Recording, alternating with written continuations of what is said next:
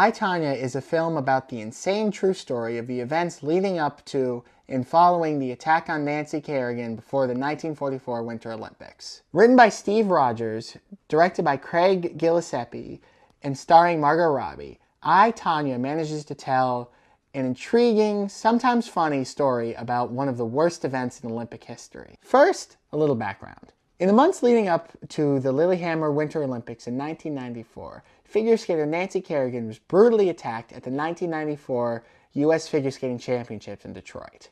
After an FBI investigation, it was revealed that the attack was planned by rival Tonya Harding's bodyguard, Sean Eckerty, and Harding's then-husband, Jeff Gillooly. Many are convinced that Harding also had a hand in planning the attack. I, Tonya tries to do two things.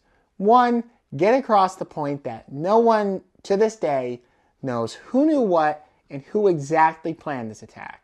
And two, humanize Tonya Harding. It beyond succeeds at both. Coming into this movie, I knew the bare minimum of the story. So the film had to teach me a little bit about what happened. And it definitely does that. But it keeps the story open-ended.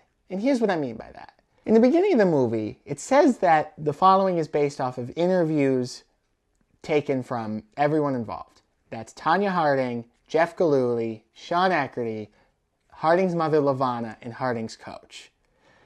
And it's almost told in this documentary style, where there'll be narration or clips of an interview about something that happened, and then it'll show a flashback. Now, where this film takes it in kind of a different tone is that it'll show the flashback, but if somebody in a different interview said something different, it shows it twice. And here's an example of this. Harding is talking about the early days of her relationship with Jeff Gillooly, and she mentions that he abused her, and the flashback shows him beating her, abusing her, being a general dick. But then Jeff Gillooly cuts in and says, no, she actually abused me. And they show the same kind of scenes, but reversed, where Harding is the one that's abusing him. It keeps this open-ended nature to what's going on, so you as a viewer are almost confused, but in a good way. It's really playing with this idea of perspective phenomenally. You need to see a wholesome American family. I don't have a wholesome American family. Nothing's ever your fault. I was embarrassed for you. My entire life, I've been told I wouldn't amount to anything. And you know what? Maybe I would. It's important to mention that this movie does look at things from Harding's perspective. It's really a story about her life and then the story of the attack. But what's great about it is that it doesn't try and paint her as a monster. It actually kind of tries to paint her as the sympathetic one in this whole story. And I think that that's terrific, because one, we don't get that perspective often, and two, if you really look at it, she's not the victim per se, but she had a really crappy life, and it does a great job of showing that. It shows her horrible mother, the horrible person that she was married to, and her horrible, dumb bodyguard. And you start to feel sympathy almost. You can see where she was the person that she was and why she had this chip on her shoulder coming up through the ranks of U.S. figure skating.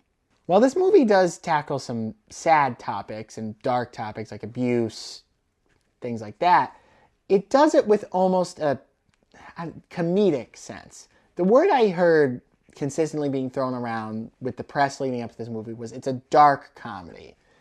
And I agree with that. One of my favorite moments is that while Jeff Gillooly is making the point that people seem to remember the attack differently, he says that he even once read somewhere that Tonya Harding attacked Nancy Kerrigan herself. And then the film cuts away to Margot Robbie beating the actress who played Nancy Kerrigan, and then like it turns, she makes a crazy face, she's covered in blood. And that's funny to me. What is going on? We're with the FBI. They know something. This is one of the best casts I've ever seen in a movie. At the helm is Margot Robbie, who is once again doing a terrific job with what she's given. the range she has to show in this movie, from being sad to angry, she's terrific.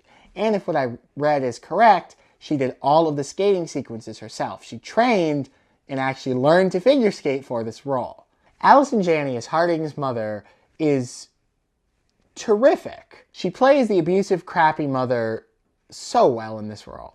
Sebastian Stan and Paul Walter Hauser as Jeff Gillooly and Sean Eckerty do great jobs playing dumb, probably evil people. And something I wanted to mention about the entire production design and the way the actors played their roles is that this movie captures, to the best of my knowledge, as I wasn't born when these events were going on, it captures the 80s and the 90s so well. The music, the costumes, the looks. It really feels like you're in that time period.